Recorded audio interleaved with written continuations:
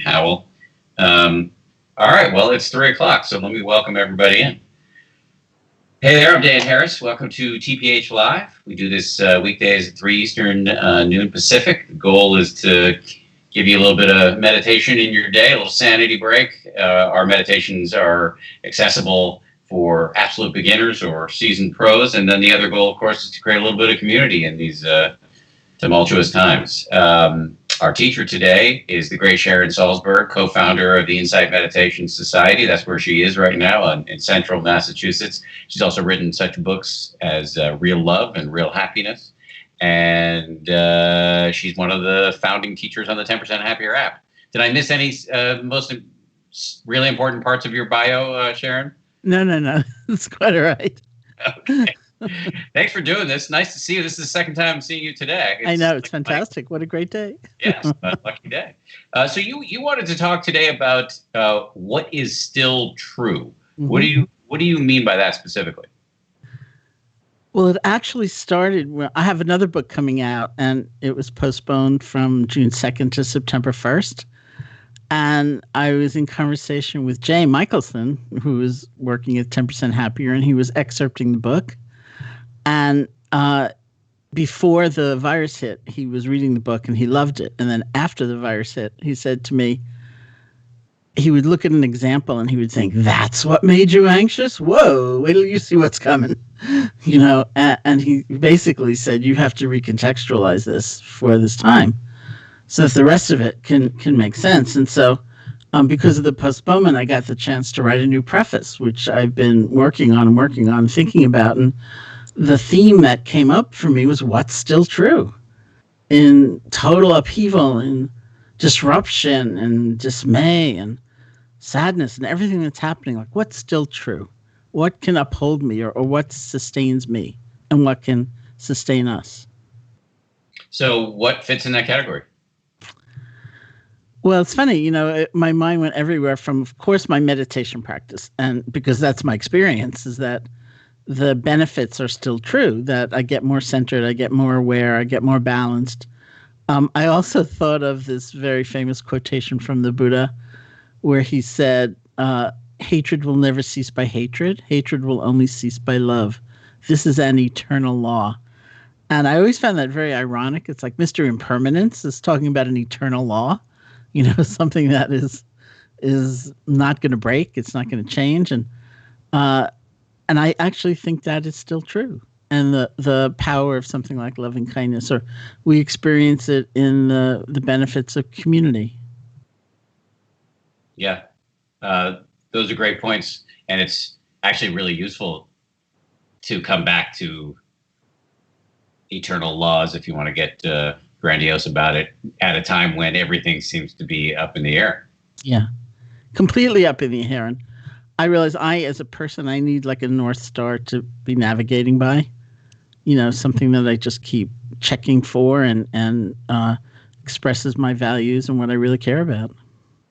So one of the things that was on your list of things that are still true is that meditation didn't get rendered into BS as a consequence of the pandemic. So maybe let's take some time to do a little bit of meditation. And just before we begin, to say to folks at home, send in your questions if you want to ask about the things that Sharon's eager to talk about. That would be great.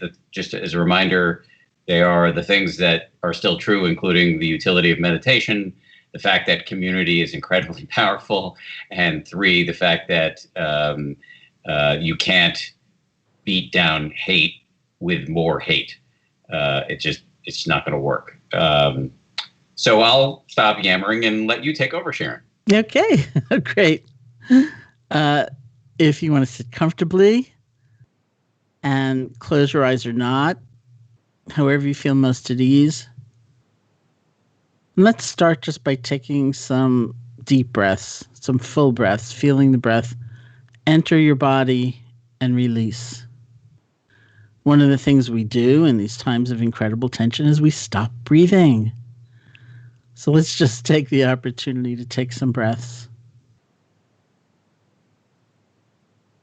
And then allow your breath to become natural.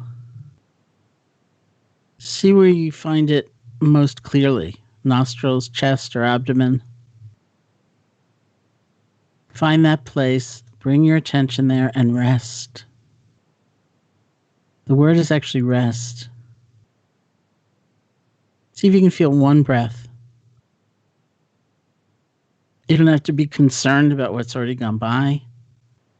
You don't have to lean forward for even the very next breath. It's just this one.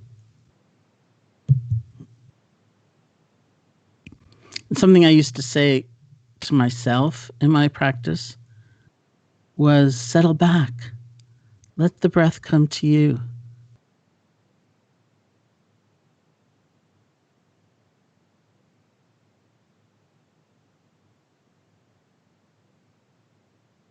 I also used to say, you're breathing anyway. All you need to do is feel it, because I had so much performance anxiety. It's like I'd never done it before. Settle back.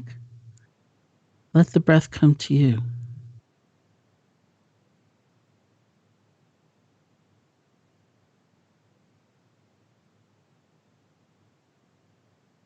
And for all those perhaps many times your attention wanders, you get lost in thought, or you get really sleepy, don't worry about it.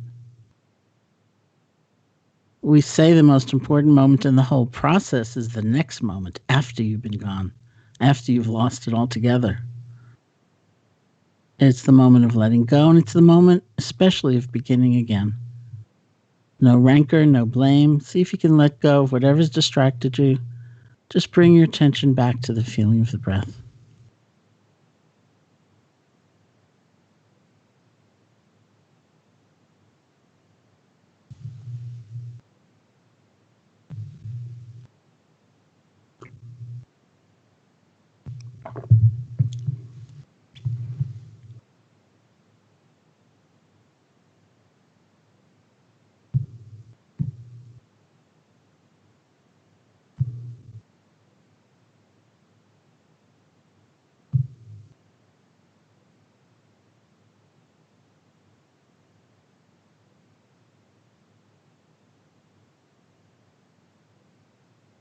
The poetic way we say it is that the healing is in the return, not in never having wandered to begin with.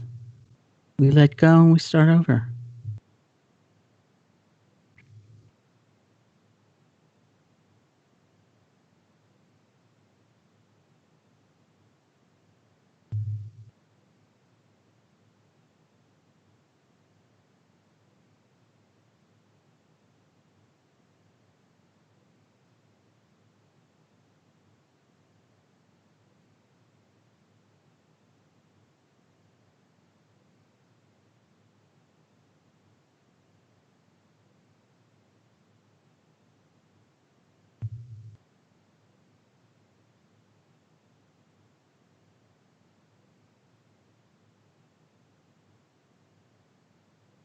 Really, it's just one breath.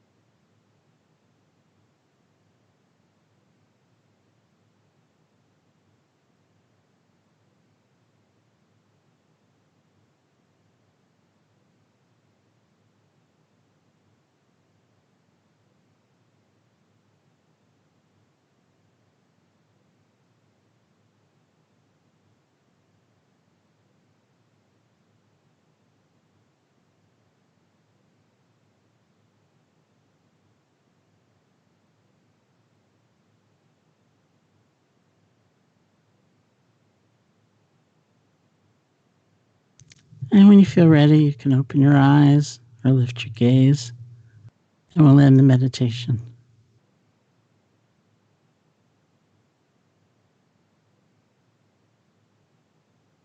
Thank you, Sharon. Appreciate that.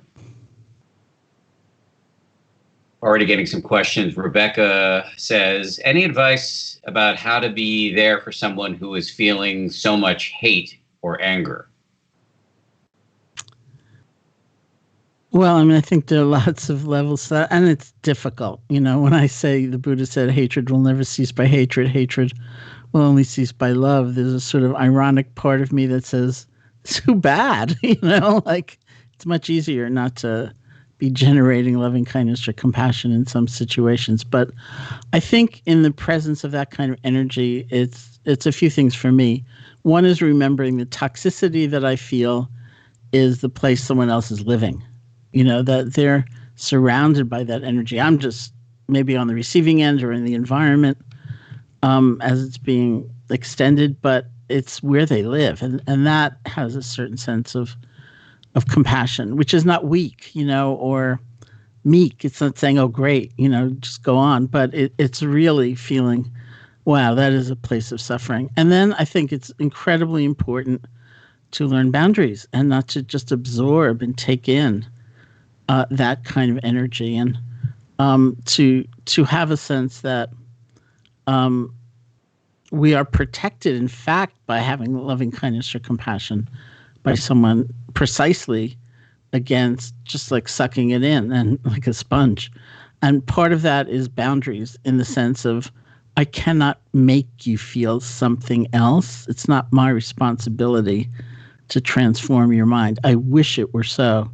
You would be a lot happier, and the people around you would probably be a lot happier if you were in a different place. But it's not my job. It just, we don't have that kind of control. And then the last thing probably is just that sometimes there's a lot of intelligence in anger. Sometimes there's not, but sometimes somebody is giving voice to something no one else wants to look at. And I think it's a decent reflection to just say, well, is there something you need or something you want that actually could change in some way for you, and not just get lost in the energy of the anger. I love how casually you can just list 3 incredibly useful pieces.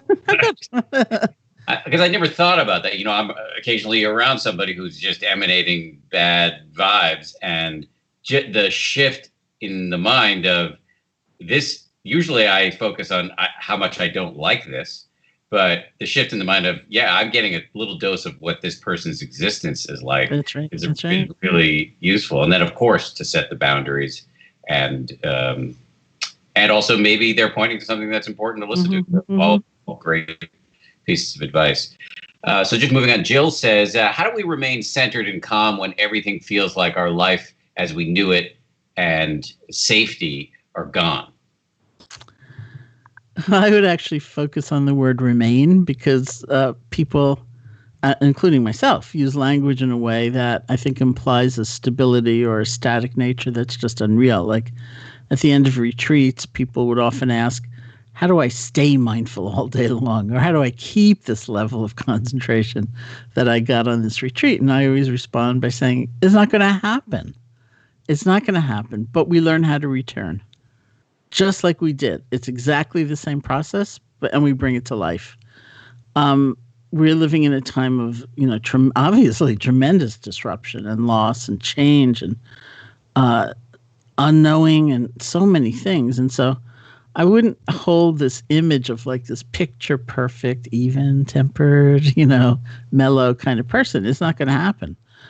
But we can remember, we can return. And in that return, even using something like the breath, I have found, which is why it's one of the things that's still true for me, just using my breath to come back to this moment, I find I remember, oh, right, that's what my life is about. It's not about getting back at this person, or accumulating enough so that I'm going to be safe in some way. It's not real, but my life is about something else, and I can listen maybe, or respond differently, or decide what is enough materially for me in this moment, something like that. And so it's one of the things I really was blown away in terms of meditation by, because it's like very ordinary sounding methods, or almost mechanical or simplistic, would have a profound implication for how I live.